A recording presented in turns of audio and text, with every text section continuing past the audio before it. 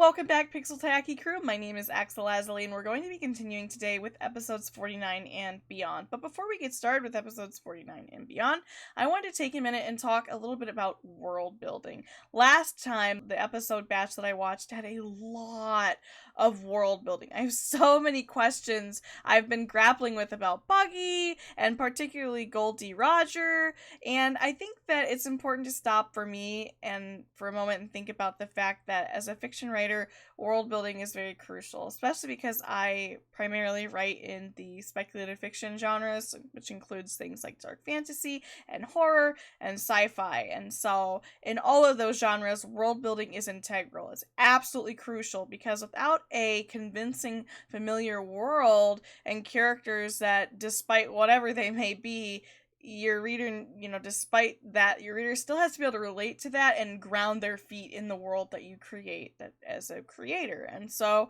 watch authors go about that process, any creative go about this conveyance of realism to an audience is super useful for me and very integral to any convincing fantasy writing that I may myself do. So it's something I'm always interested in studying when I read other people's work or experience them in visual media. And so I think that One Piece is doing a great job of opening this world up to readers in the method that it is. So far we've established the main character's dream and his goal and his passion. And so through Luffy, we're able to slowly piece together just some semblance of understanding of the world by understanding him and his needs and his goals. And that expands to his crew, and I like that the story is unfolding that way because it allows us to get behind each of these characters as we learn more about them. And so it allows us to get behind each of these characters as we learn more about them and as we understand each character's wants and needs as we go through the Baratier and as we experience Zoro's childhood and as we understand the 8 years of child soldiering that Nami was subjected to. We really begin to not only understand the character's wants and needs, but through that intricate relationship between each character in the world, we ourselves have gotten a greater understanding of the political system, the Marines, the Navy, and how complex that can be. So, for example, we see that Smoker, whereas Captain Axehand, was mean as fuck to that little girl, we see Smoker actually stop and say it's okay that you ran into me. My parents ate your ice cream. That's what he said to the little kid. Two very different approaches there, and yet they both represent justice. And so it really begins to open up this idea that what justice is in the One Piece realm is more complex than just, oh, the entire Navy Marine fleet is evil, which obviously they're not. There's good Marines, and of course we've also got characters like Kobe who give us another perspective on that. They give us this opportunity to see that, of course, good characters want to strive to be part of the justice system, and that the unjust in the justice system is just one small cog in a greater system, and so it doesn't allow us to draw any easy conclusions. And One Piece has done a great job so far of allowing me to understand that by directly relating to and experiencing each character's journey and introduction, which I've absolutely loved. It's using character to drive the narrative. It's not just an info dump. It's actually showing us through the development and interactions of the characters and themselves how the political system of the world works. And then we're enticed to know further about Goldie Roger. We actually get to this point in the story, and we as viewers want to know more as a byproduct of relating through that directly through Luffy's need to know more. We see how excited he is about knowing more about Goldie Roger and hearing these Goldie Roger legends, and we ourselves want to know more about the man who, for all intents and purposes, seems to have allowed himself, because okay, let me backtrack for just a second.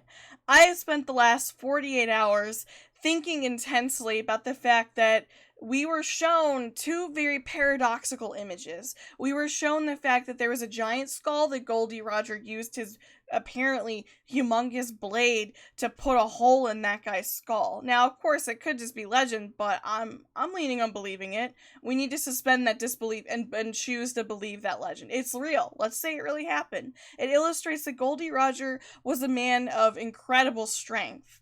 And so I have really just been spending a lot of time thinking, how can a man of incredible strength, as we've seen demonstrated both through that Skull story and just through the fact of his sheer renown and that he kicked off the entire pirate era, how could that man have simply walked to the gallows like just another criminal? That's really been on my mind a lot. And as I continue to think about the world building of One Piece, I'm falling in love with the way that the story goes about introducing us to characters and then making us care. It does that so well that the world building is seamless. It's happening around you and you don't even realize it's happening because you're so invested in what the characters in front of you are doing. By understanding them and their needs and their struggles to get those needs accomplished and to hit those goals and the obstacles along the way, we just effortlessly see more light being shown upon the world and the bigger picture at large of One Piece. And I am absolutely loving that. So that said, I'm looking forward to finding out more, especially about Buggy. I'm really curious because out of all of the things I've read and just literature that I've experienced, the moment we start following another character and it's an antagonist, we're building up something bigger. We're going to be building up to another moment of tension. And that just tends to be basic literary format of all the literature I've read. That just sort of gives me that insight into understanding that there's something big coming with Buggy. I don't know what it is. All I know is that the camera shifted us away from our protagonist crew and back onto the coattails of the antagonist that is Buggy. And so I definitely see something building with Buggy. I'm really curious to find out what that is. I've spent the last 48 hours racking my brains for clues as to what could it be. I see that he had an issue with Shanks, and I see that Shanks is friends with Mihawk. So again, we see One Piece and the structure of One Piece using the relationships between characters to build the bigger world. They're not only evoking changes in the world, but they are also shaping reality around one another, as evidenced directly by Luffy's bounty poster now being renowned and us seeing all the characters that we've met previously react to that new change in the world. And so I'm super interested in where we're going with this Buggy saga. I'm very interested in, of course, like Luffy, knowing more about Goldie Roger. So before I get started here, I want to go back and add this in. Essentially, to summarize and capstone my thoughts, I'm really impressed with the way that One Piece uses character and the relationships between characters and the characterization to drive the plot forward. I love that. I think it's done flawlessly so far. And the fact that we have shifted perspective to follow Buggy a little more closely and learn more about him really gives me insight from all of the narrative experience I've had in the many, many novels and things that I've read. Just the narrative structure of that tips me off to the fact that something is coming with Buggy. I don't know if it's going to be soon. I don't know if it's going to be later, but something's coming down the line because the story is setting us up to care about his position and what he's doing. And we're beginning to see his involvement with the woman with the heart boat strengthen. Like, that involvement, that relationship is becoming clearer. We don't know her name yet. He didn't even know her name. And so she's going to be important. And gradually these things become illuminated for us. And I love that with that illumination, we grow our own understanding of the world of One Piece. All right, let's set sail. Don't read the title. Do not read the title. Anywhere but the screen.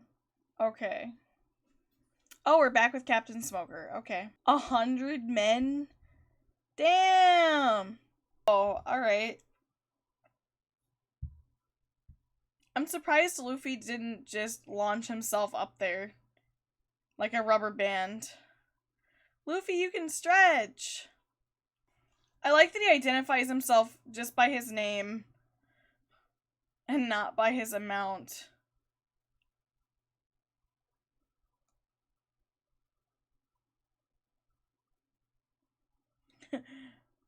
Yeah.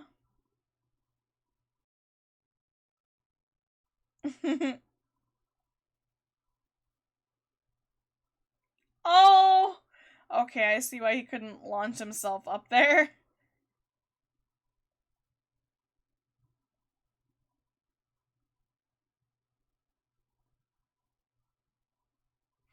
What?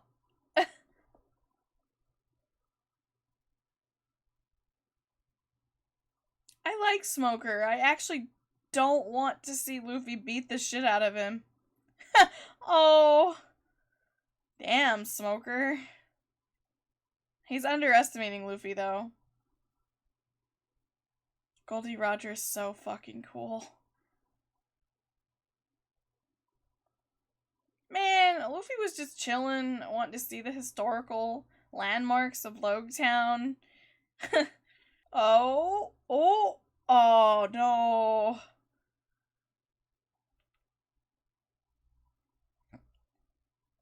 I'm blasting off again. Oh yeah. Last time he saw the heart ship lady. We still don't know her name. Oh, he saw Luffy flying. Oh, it's Richie. Captain Richie.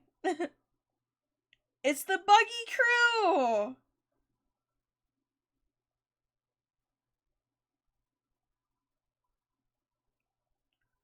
Oh.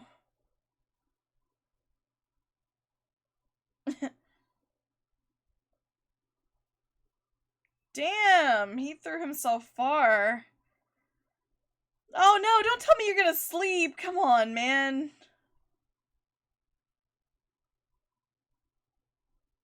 It's kind of weird to just sleep wherever you want, Luffy.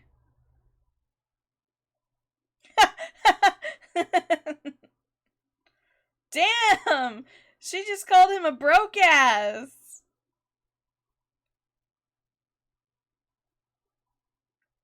Wow, those are some accusations. Uh-oh. What does she have to do with the Navy?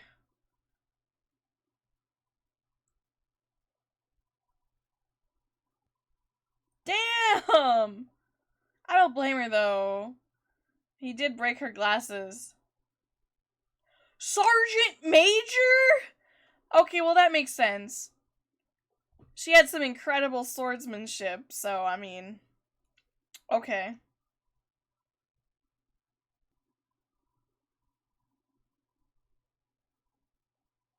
Hmm.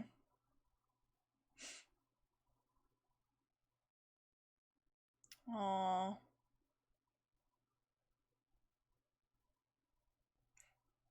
That's right, mop the floor with them. Yeah, you can't stay here.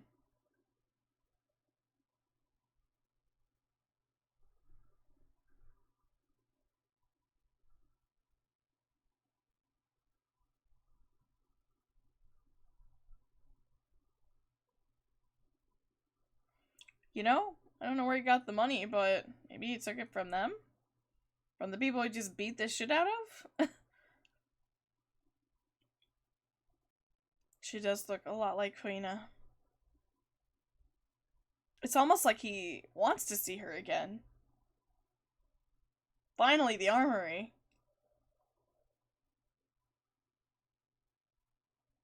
He didn't ask.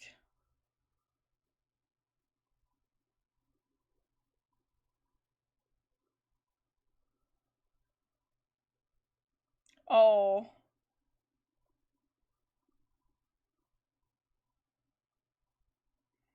Huh. I'm wondering the same thing. We're about to get more of that world building I love. Just through this character's reaction. Tell me about this sword. Man, he's absolutely hard.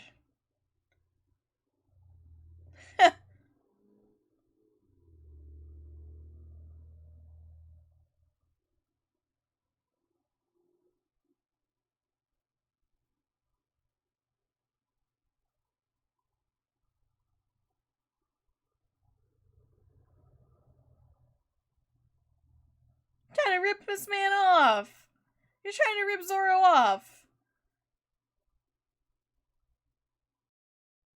She's clueless. Oh.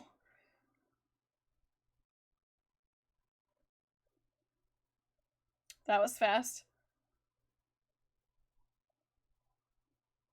Don't tell me Zoro doesn't know the history of his sword.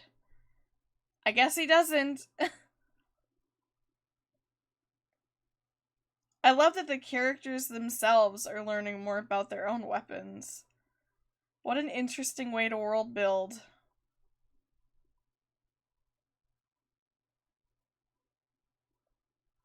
Oh!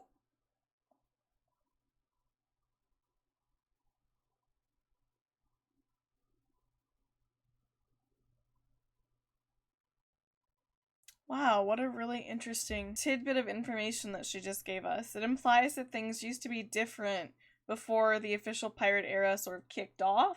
And so the fact that Zoro is running around with this legendary sword and that she's working for what she believes, of course, to be the side of justice. And I do believe that she represents justice. She seems like a just character, which I have to evaluate on a case-by-case basis in this world. We've already been taught that early on as a key thing to look out for when we meet new characters, regardless of what entity they say that they seem to represent. And so she does seem like a just character, and I believe that. So it's really interesting to see this insight into her desire that she wants a legendary sword. She's very into swords. She likes training, sword training. And yet, at the same time, it's wrong to hunt criminals with swords. But it's okay for her to be interested in swords and use swords to enact justice. Interesting perspective, you know. She's really saying that she's only for organized law, so swords are okay in the hands of organized law. But a person taking the law into their own hands and being a bounty hunter is not okay. Interesting. That tells me a lot about her perspective and potentially the perspective. I'm interested. That tells me a lot about her perspective, and I'm interested in knowing if that's the perspective of characters in the world at large. Is that a unique perspective to her, or do more members of the Navy carry that perspective? That was unique. That was really interesting. That's one cool sword.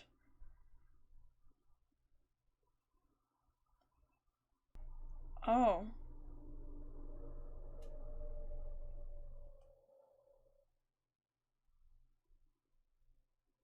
wow. That's some interesting lore. Ooh, we're about to get some interesting lore. Kitetsu is cursed. Oh wow. No wonder it's in the cheap bargain barrel.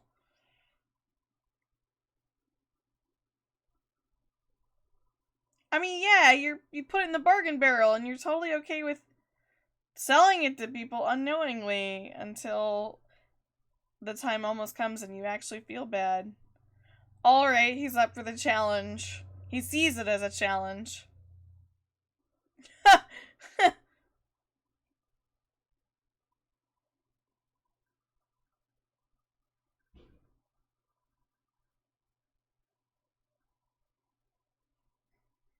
Russian roulette with a sword.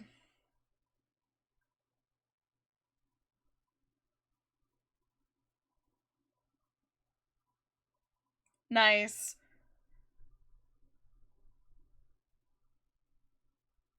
That was really cool.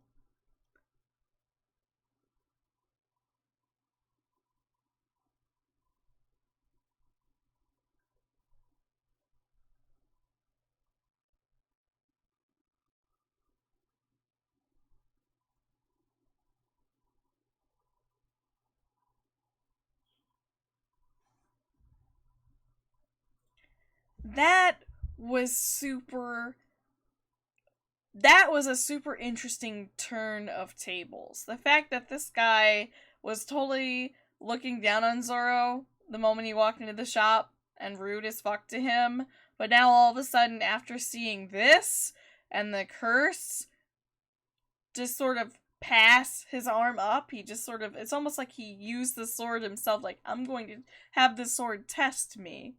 And I'm also testing the sword. It kind of reminds me a little bit of Harry Potter, The wand chooses the wizard, the sword chooses the swordsman. It's kind of the vibe I'm getting here. It's really interesting. All right, I need to see this play out. Why is he suddenly interested in helping Zoro now and getting rid of the nicest sword in his shop when at first he wanted nothing to do with Zoro? That was a fast turn of respect. Oh. Damn! The sword chooses the owner. Wow. He was so moved by his skills.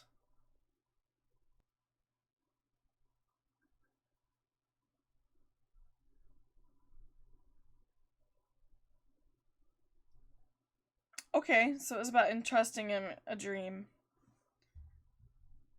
Alright, so more on that moment. That was actually tragic if you think about it, because this guy has a shop and he sells swords and he's very obviously interested in this big idea of being a powerful legendary swordsman, but he recognizes he's just a shopkeeper and that's probably all he's going to be at his age. I don't know if the red nose was trying to imply some level of alcoholism. I'm not sure. Maybe not. Maybe that's just a design choice. But it's sad that he just feels like his own life is so much less, I suppose. The contents of his life are just so much less worthy than Zoro's. And he just gave the family treasure away. So if you think about the shopkeeper's existence, that's pretty sad. I just wonder what else could have moved him to give not just one, but two swords away to Zoro. Especially after that demonstration of the curse. He himself felt like he would be cursed if he ever sold the damn thing. So maybe that's why he's giving him not only that sword, which is in his mind cursed, but the family treasure, as the wife is scolding him for, because he felt like Zoro is taking a huge burden off of him. He himself is doing the shopkeeper a favor. Maybe it's less about his own goals. Maybe it's a little bit about that too. Maybe it's about both. Maybe it's about the shopkeeper's own recognition that he's not going to live up to those goals and that Zoro is already far outpaced him. That ship has sailed. And so not only did he see a little bit of himself in Zoro, but he also recognizes that Zoro just took this burden of bad luck off of his hands, which obviously the shopkeeper's very superstitious about that sword, so he's quite happy to see it go. So that's probably the two primary driving factors on why he gave Zoro those two swords. That was an interesting exchange. Now time's over.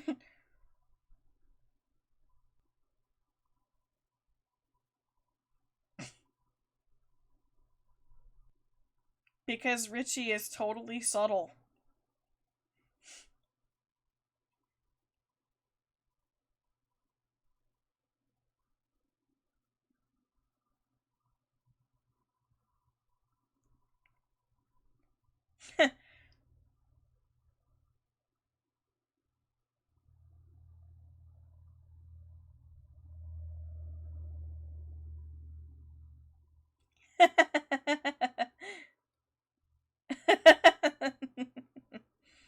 Come on, Buggy. Damn, everybody's moving out for Luffy. Tashigi's about to put it together.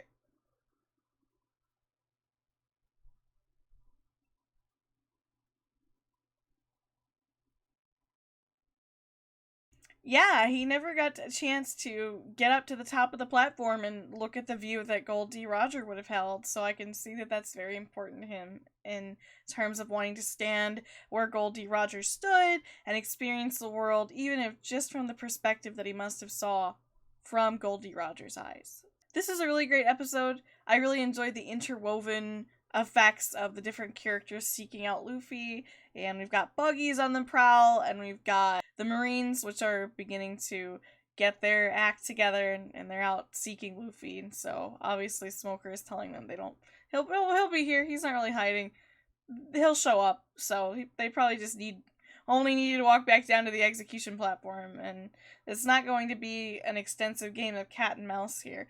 very interested to see what Tashiki's reaction is going to be once she realizes that that was Zoro. So, much to her surprise, that was the great pirate bounty hunter himself, and I wonder how that's going to sit if they have more interactions, how the fact that he's got the sword and he's a bounty hunter, I wonder how that's going to sit with her and what she's going to have, if anything, more to say about that. So, don't read the episode title. Okay.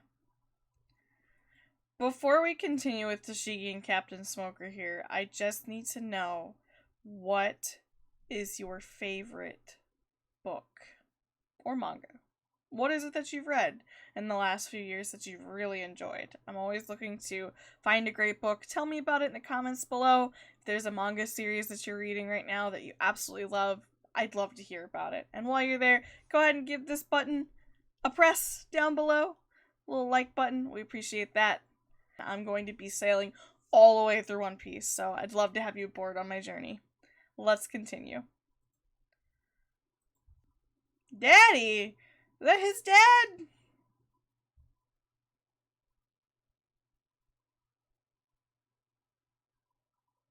Oh. Oh, wow. Hold on, I'm gonna rewind that again. That was an interesting exchange. Hold on, I want to see that again.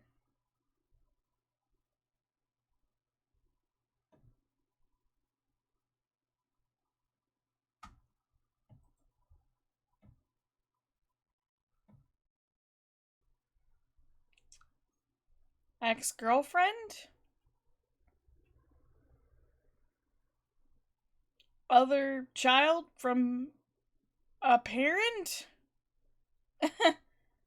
Oh, is this a rivalry? Is Sanji her Mihawk?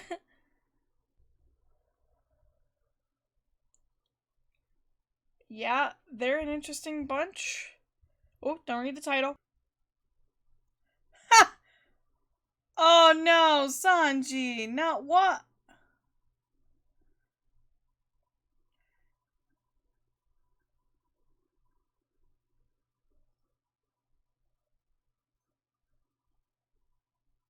Oh, I don't think passionate is the word for it.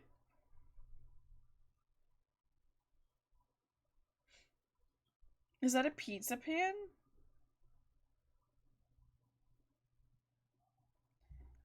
Do you have to have the ladle in your mouth as you speak, though? Oh, why does the food look so good? I just ate, though. Baka means stupid, but interesting that they translated it that way. Or idiot. Dang. Okay, that's not how you treat strangers while you're gathering intel. 10 years? Oh, okay. 10 days. I'm glad they said something. That's not normal.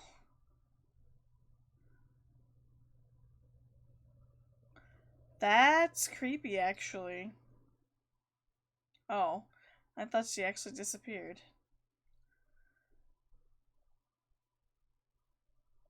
Come on, Sanji, you gotta...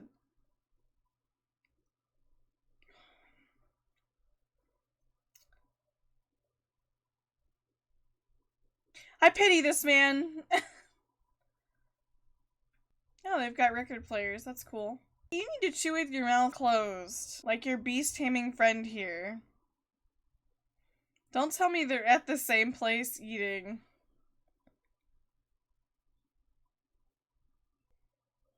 Oh, it was literally right behind him!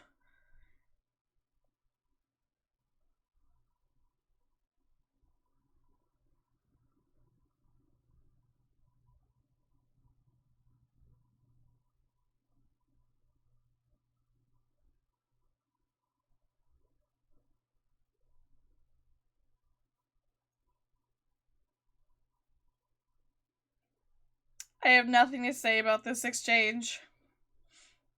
What perfectly comical timing.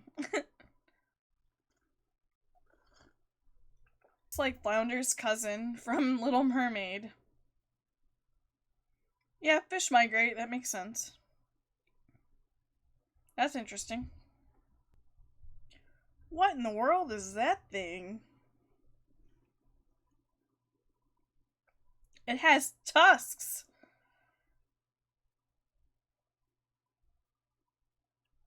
Hmm? That's cool. He's... Aw, he knows about it. Ooh, it's a rare fish.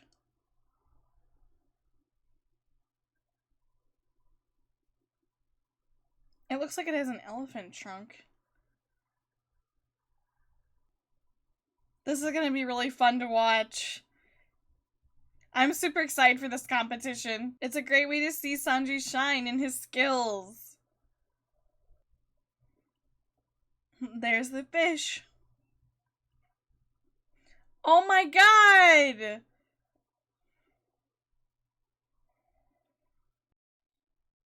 Yeah, you deserve that. Ha!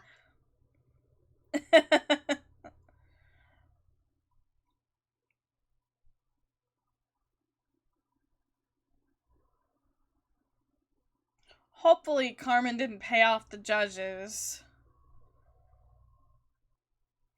What an unfortunate name, Eo coli.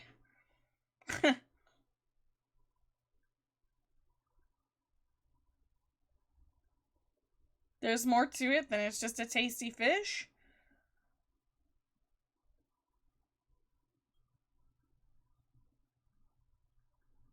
Okay, he's making progress.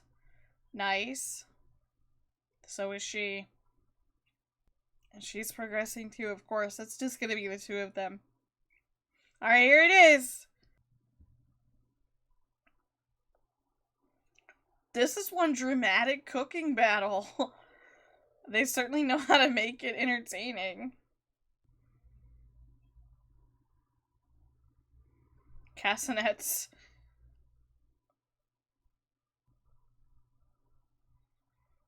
Oh yeah, things are heating up. That was cool.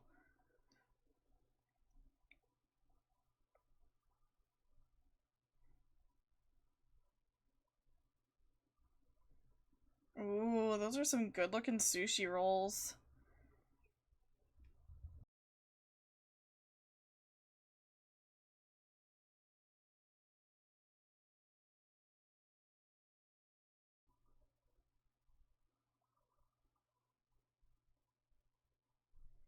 Uh-oh.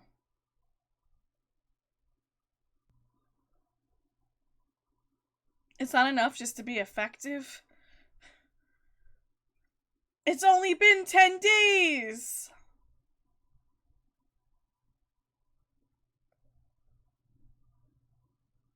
And here's the part where she knifes him.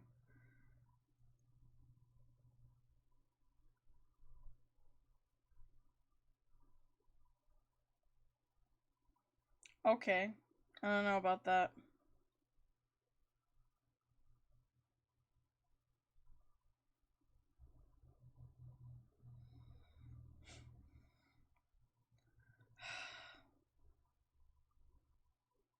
Okay. I was gonna say, isn't it enough to be effective? Everybody wants to be the best, but keep striving to be better. Nice. So he's getting the fish. Sanji's swimming out of here with the fish. Oh, I didn't realize the fish was that damn big. Is it full of smoke? Okay. Oh no! Oh shit, they got... they got divided!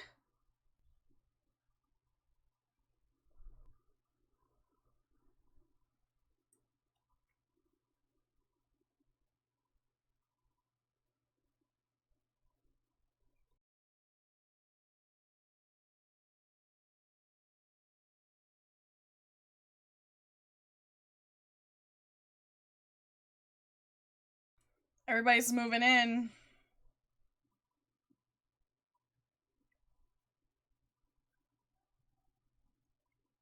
He's finally taking in the view, though. Right where Goldie Roger stood and met the end of his life. Woo! That was an interesting competition. A quick little sidebar. Sanji's adventure here. That was neat. I'm really interested in seeing. I wonder if we're gonna see Carmen again. That was really cool. I wasn't expecting a cooking competition. That was fun. And I'm glad that Luffy finally met his purpose here, where he gets to see the view and stand right where the Goldie Roger once stood before he took his final breath. So, huge moments. Really great that Luffy gets to stand in the footprints of his hero and the legend, the man, the myth, the wonder, Goldie Roger that kickstarted it all off. So, really looking forward to seeing what happens next. It looks like the forces are starting to gather around Luffy. I sense a battle in the next episode. I think that this is going to end up with the Straw Hats probably fleeing Loguetown for sure. I think that's going to end that this whole thing is going to end with them narrowly escaping on their ship, honestly, with how many forces are here against them. I don't know what's going to become of Buggy. I wonder if, I know Buggy was trying not to bring attention to himself, but inevitably in his chase after Straw Hat, I think he's going to catch the attention of Smoker, and Smoker is going to realize that he's got both Buggy and Luffy right in his grasp. The question just is Buggy one of the pirates? Is he worthy of Smoker's attention? Is he worthy of Smoker's efforts, essentially? Or does that fall to one of the lower branches of his people that he kind of delegates tasks out to? So, we'll see. Alright, let's move on. I'm super excited today to be finally wrapping up the end of the East Blue saga. I'm finally there. We're so close to entering the Grand Line. I can taste it. Let's go. She's been really quiet. Don't read the title.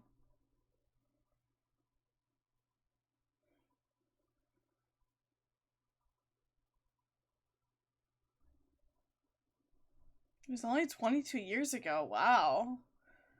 That actually wasn't all that long ago. Who is this person?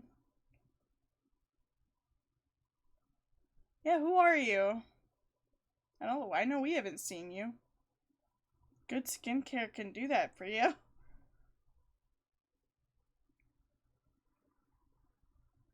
Whoa! What? Oh god, she's turning these people against him.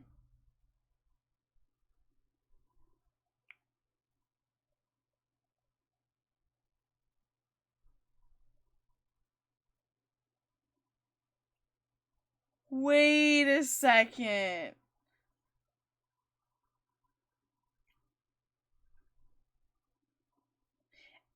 That was that woman. I've heard of Big Mom. Is this Big Mom? And I know something about soup. But that's all I know about Big Mom. She likes soup. She had a total makeover. Unless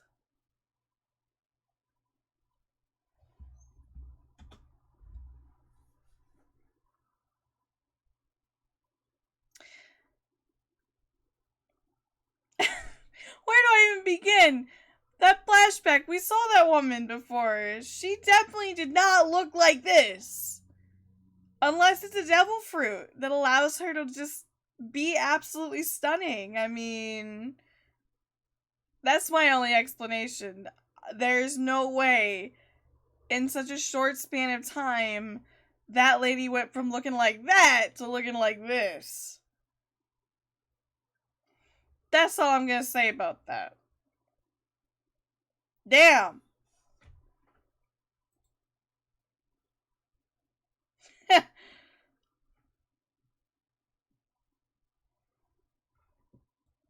This is definitely some kind of devil fruit. Whoa. Wait.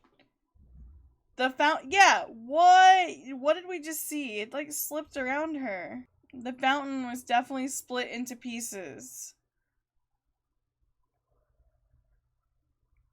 Yeah. It just touched her and then slipped around her. Yeah, she's got some kind of devil fruit power. Oh, it's Lady Alvida. That's right. It's not Big Mom. I've only heard of Big Mom. That's not Big Mom. Yeah, that's what I'm saying. I had forgotten Lady Alvida's name, but she was something. It is a devil fruit! The smooth fruit. Okay. Aww.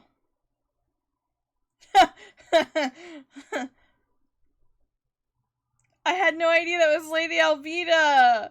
No wonder we didn't know her name. I love that this is the moment of reveal. It was a fun little adventure, though.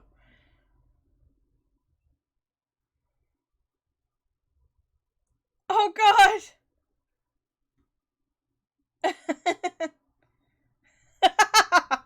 Oh.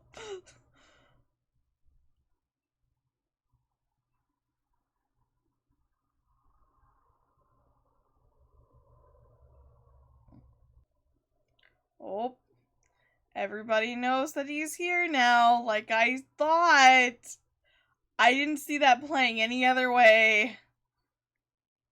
Ooh, that look, damn.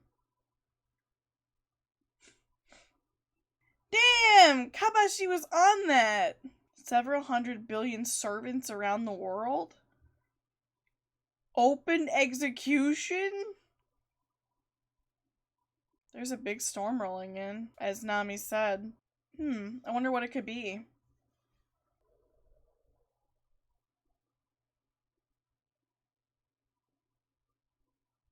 Huh. I mean, pirates are always here. You're the entrance to the Grand Line, but I guess maybe not as renowned as Bucky. You're probably not used to small celebrities here. Yep, they are worthy of smokers' attention. Man, they've got this down to a science. Ooh, oh no! Oh god. Maybe they won't be sailing out of here on their ship. If they do, it's gonna be close.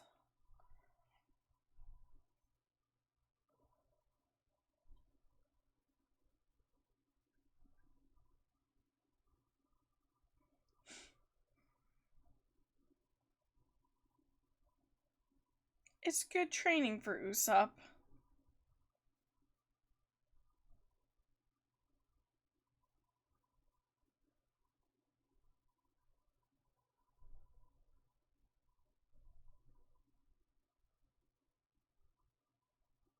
He's not wrong.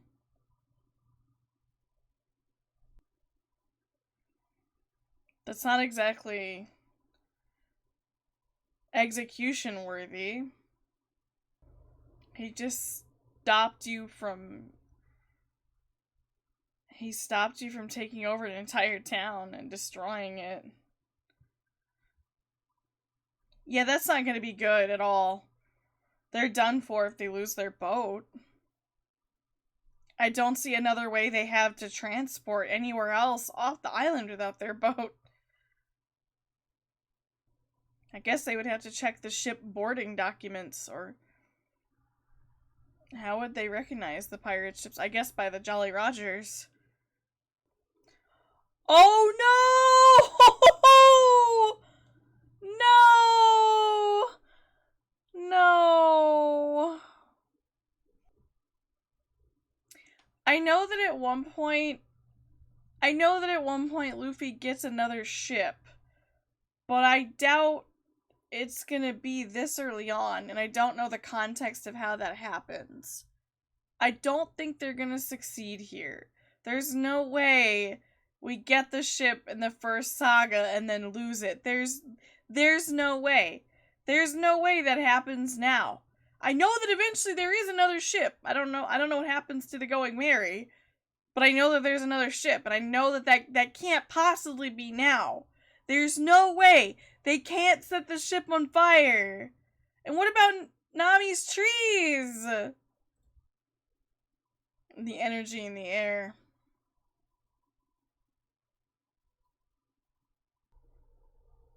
The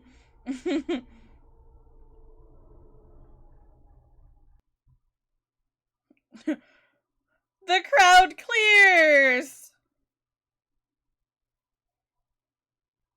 Cue Pirate Hunter Warriors.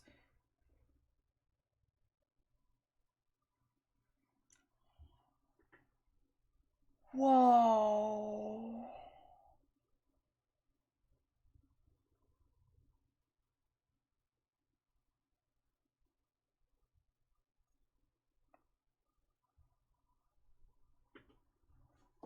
Wow. Talk about lightning rod. That was more than just lucky timing. That was too much to be coincidental. What are you capable of, Luffy?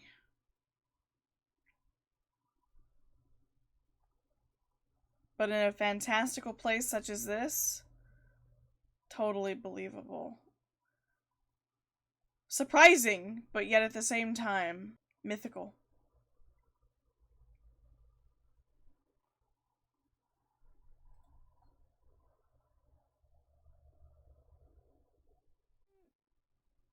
My expression... Yeah. Yes. Their expressions say it all. This is more than just dumb luck. I don't know what the explanation is for this, and I don't know if we're gonna find out anytime soon. But the fact that he smiled and the lightning came down, I don't think it was coincidence that Smoker commented on the fact that Luffy smiled. I don't know what the significance of that is, but it's like, you recognize when there's magic. Huh. I don't know what else to say about this. I have a lot of questions now about Luffy. And what's the significance of him smiling? I'm just glad he's alive. That was really close. And it didn't feel... I mean, it almost feels like plot armor, but at the same time, it's very believable. There's a cause here. We just don't know what it is. Especially evidenced by the fact that Smoker said he smiled, and then the lightning flashed. So, the lightning just struck perfectly.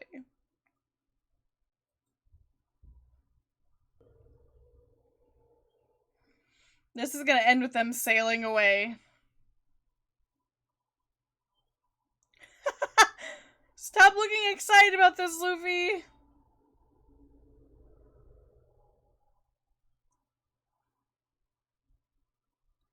Okay, so maybe there isn't a significance here that Smoker knows about his smile.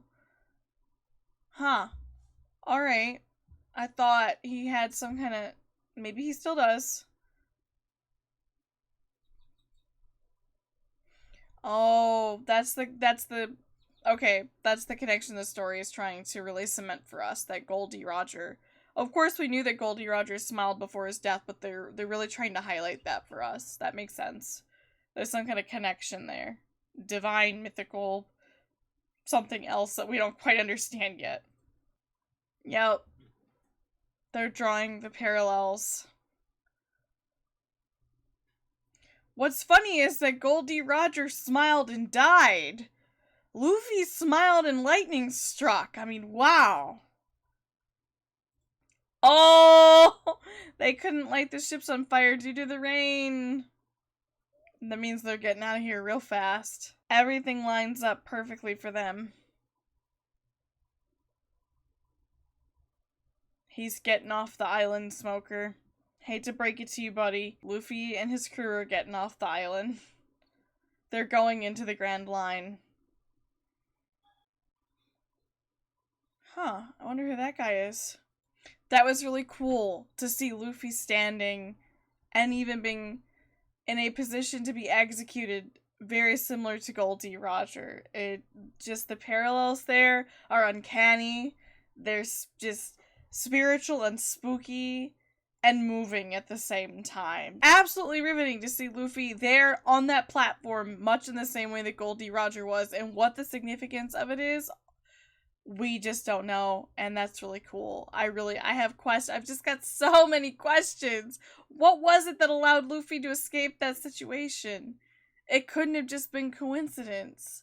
And I want to know more about this mysterious man, so let's get to the next episode. We gotta get to the Grand Line. It's got like the vibes of the Great Fates or some great prophecy. It's almost like plot armor, but it's not quite plot armor. I can't quite label this plot armor yet because the story is acknowledging the uncanniness. Just the story itself, the characters within this are acknowledging how crazy this is. So we're all with it. You know, everybody's on the same page here. The fact that Luffy just survived that was wow. What the hell just happened there? Alright. Yeah, it's like he evoked it. I'm the man who will be king of the pirates, and then boom, lightning. Well, I guess Luffy's gonna start parting the seas too, damn. What else can Luffy call down onto the earth? That was crazy. What else does Luffy not know that he can influence? Damn. Don't read the title. Okay. Inherited will. I'll try to forget that guy if we don't see him again soon. Get less talking, more running. Oh no! Yeah, these...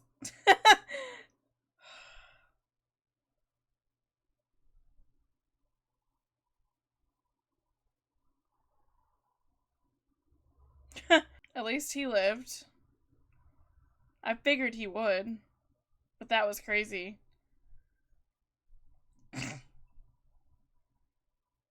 You're hearing things again, Buggy. It's raining, Buggy.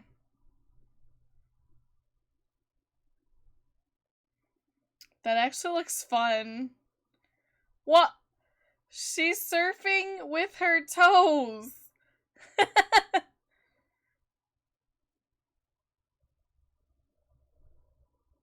Oh, the smoke can touch her.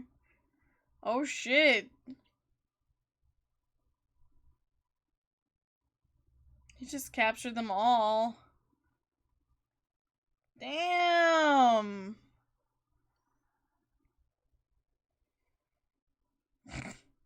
It's good training for you, Usopp. You gotta do some lifting. Yeah, they're not light in this match.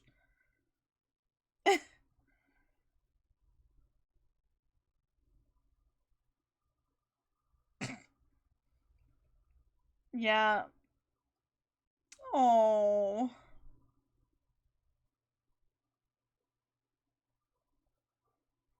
Nice. What? That did nothing!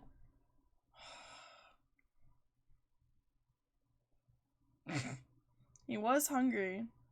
That was a good distraction. Uh-huh.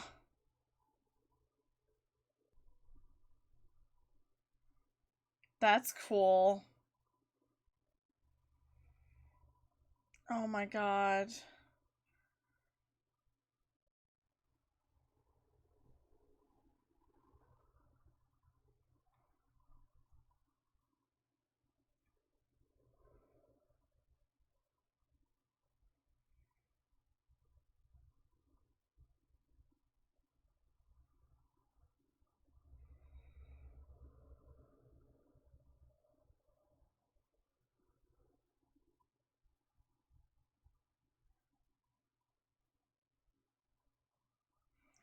This is intense.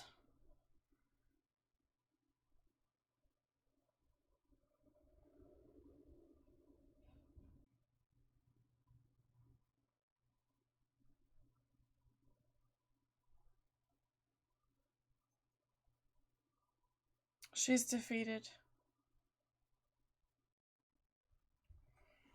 It's not your fault that you feel that way. The society you live in makes you feel that way. And that's what's sad and sick. It's you as a person.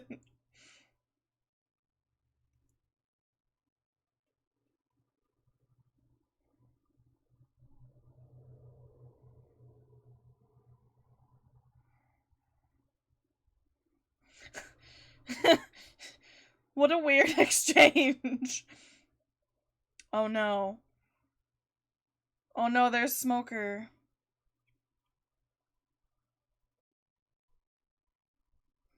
He did say that. Before we get any further, I am completely engrossed in how intense this is. I haven't had much to say because I'm watching this unfold, and I definitely, I mean, of course, how could Luffy not make it to the Grand Line? Like, I just don't know how it's gonna happen. I don't know what's gonna happen to Smoker, and I really wonder now that they've caught Buggy. I don't think that spells out execution for him. I have a lot of questions that I'm just looking forward to being answered. And, of course, the most important question of the moment is whether or not Usopp is going to be able to lift this big ass fish into the boat. My sources say no. Oh! He did it!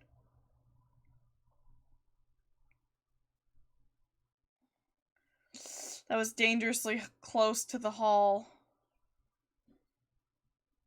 Yeah, you gotta move away. Oh shit! Yeah, you gotta do what you have to do.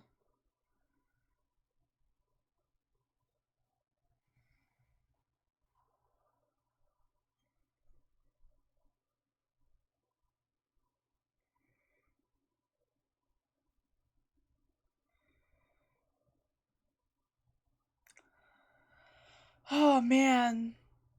This is crazy. I thought this was gonna end with them running.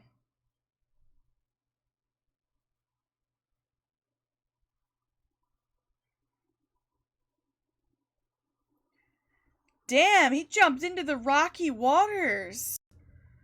Usopp, what's gotten into you?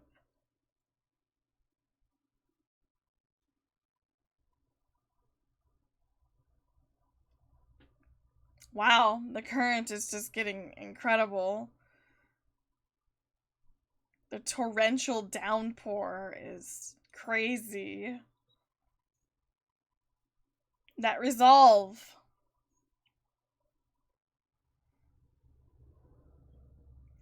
Damn, Smoker can take a beating. He's an absolute wall of a unit, damn. That's gross. He can turn parts of his face into it too.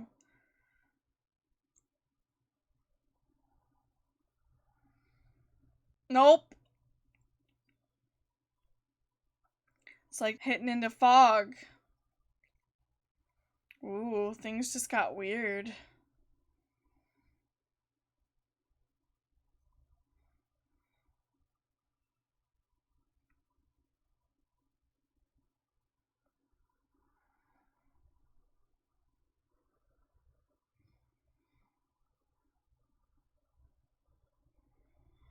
What is this green wind?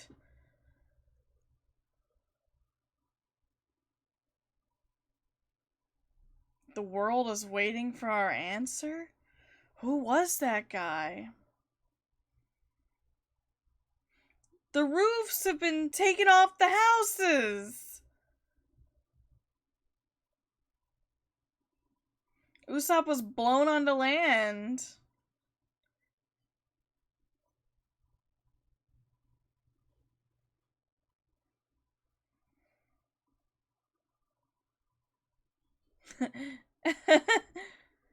Okay. At least they made it onto their boat. I didn't know how they were gonna make it. I didn't think the fight with Smoker was going to be blown over like that either. Who was that man? Yeah, he wasn't strong enough to take on Smoker either. all they can do is watch on as they leave. So something about Luffy saying he's going to be the king of the pirates has something to do with this guy. Dragon. Huh. I want to learn more about this dragon character.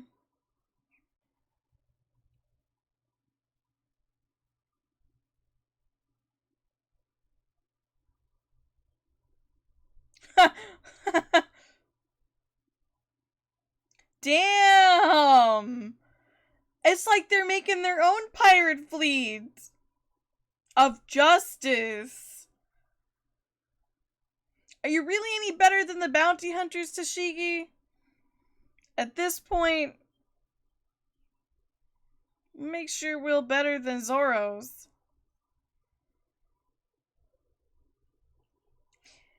You got lucky, Buggy.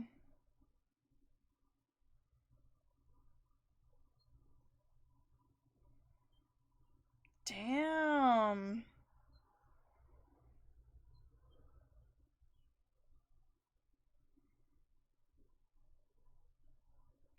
We're finally going into the Grand Line! We're finally going into the Grand Line!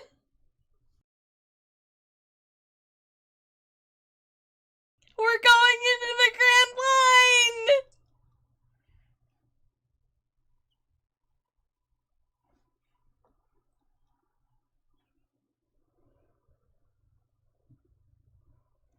Yes!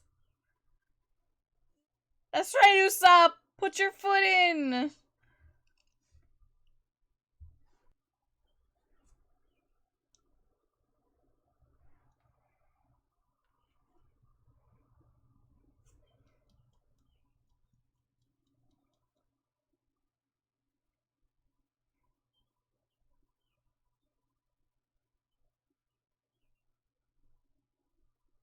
What a great ending scene! Look at that massive wave! Look at the Grand Line just coming into focus in the story! The Going Merry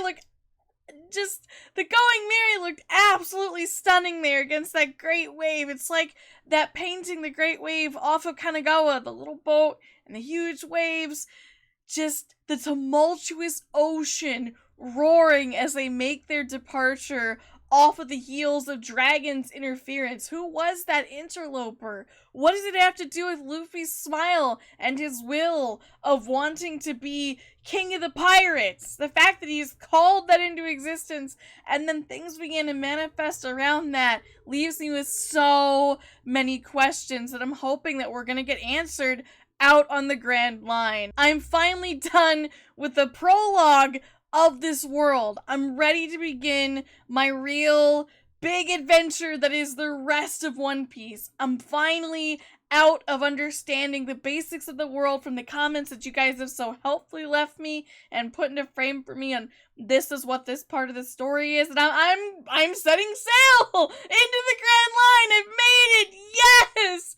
All right, so a few things I think that are going to happen coming up. Definitely Buggy and Alvida are going to be on the heels of them, and then Smoker not too far behind. So I'm looking forward to seeing what role Smoker and Tashigi are going to play and where they're going. And I don't know what's going to happen with Buggy and Alvida.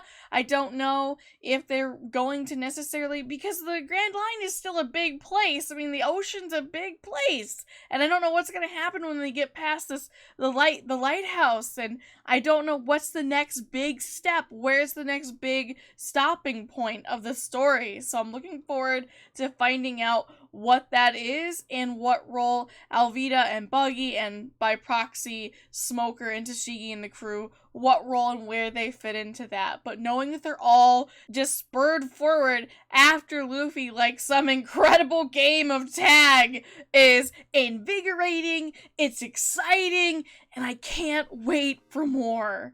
Alright, I'll see you guys next time. Thanks for listening to my reaction and analysis, and you take care. Thanks for setting sail with me. Bye-bye.